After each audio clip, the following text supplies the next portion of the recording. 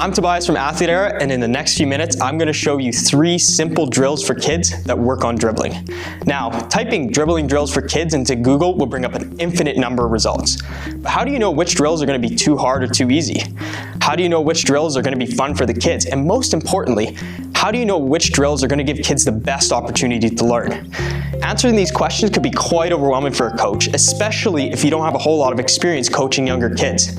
At these early stages, the best thing a coach can do is create the optimal environment to learn a new skill. And this is something that can be controlled no matter how much experience you have coaching at that particular sport. Thankfully, we're here to make your life a little bit easier. But before we get into it, let's go over 3 things that make a good drill. First off, make sure everyone's involved. For a skill like dribbling, we want to give kids the chance to explore and be creative. Second, avoid drills that include long lineups and lengthy explanations. We want drills that are quick to explain and easy to run. And lastly, use the right size equipment.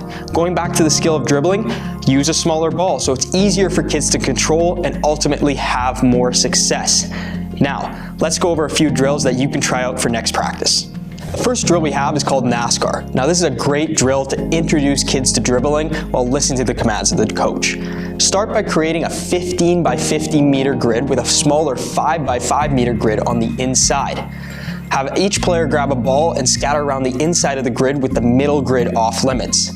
Players will use this area like a track and start dribbling the ball around in one direction. At random, the coach will yell at commands like stop and find a new ball, or maybe dribble the other way, or maybe dribble with one foot. Really get creative with this one and allow players to explore. Now the second drill we have is called MAILMAN. Now this is the perfect drill to get kids moving in a crowded area and dribbling the ball as fast as they can. Not to mention, it's tons of fun. Start by creating a 30 by 20 meter grid with a small square box in each corner. Have every player grab a ball and place an extra ball in each of these 4 corners. The goal of this game is simply to dribble the ball from one box to the other as if you're dropping off the mail.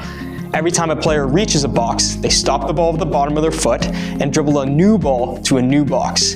To add to this drill, maybe have players do some sort of fun move at every time they reach a new box, or whatever you as the coach decides. Now the last drill we have is called playground soccer. This drill not only allows players to work on their dribbling, but scoring goals as well. Start by creating a 15 by 25 meter grid with 2 pug nets on either end. Have players grab a ball and pair up with either their parent or a friend. Place balls around the outside of the grid to make sure players don't have to run after their ball.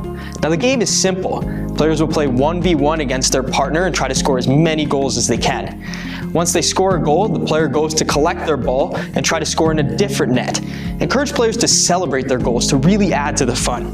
Now that you're all ready to go with some new drill ideas for next practice, be sure to check out athleteera.app to download our free mobile app for soccer, where you're going to find more great drills as well as progressions and variations of the drills that you saw today.